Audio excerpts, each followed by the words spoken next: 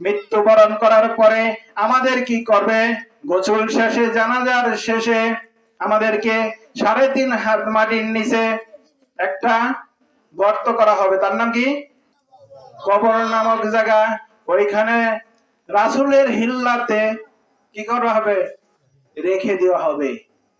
এখন বাবারা ওইখানে পয়েন্টটা ধরেন, রাসূলের হেল্লাতে আপনাকে যখন রেখে দেওয়া হবে, এখন এই যে এইখানে আছে বনে ইসরাইলের 72 নম্বর আয়াতে আল্লাহ কি বলেছে? যে ইহকালে যারা অন্ধ রইল, কাল হাসরের ময়দানেও সে অন্ধ থাকবে।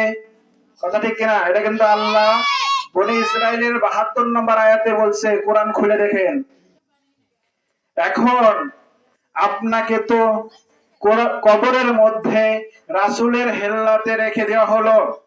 এখন রাসূলকে আপনি কি চিনছেন? আপনি কি দেখছেন? আপনি চিনেনও নাই, দেখেনও নাই, তাহলে রাসূলের হেল্লায় আপনাকে রেখে দেওয়া হলো।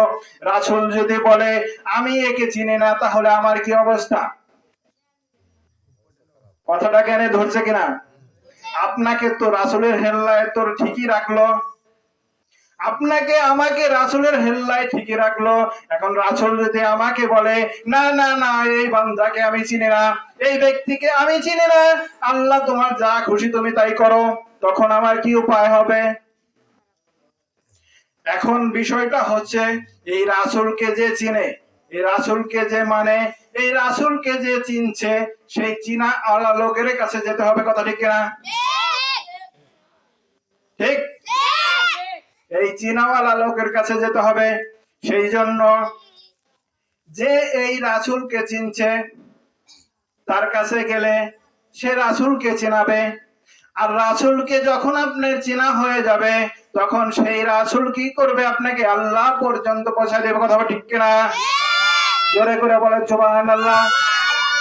আরো জোরে বলেন।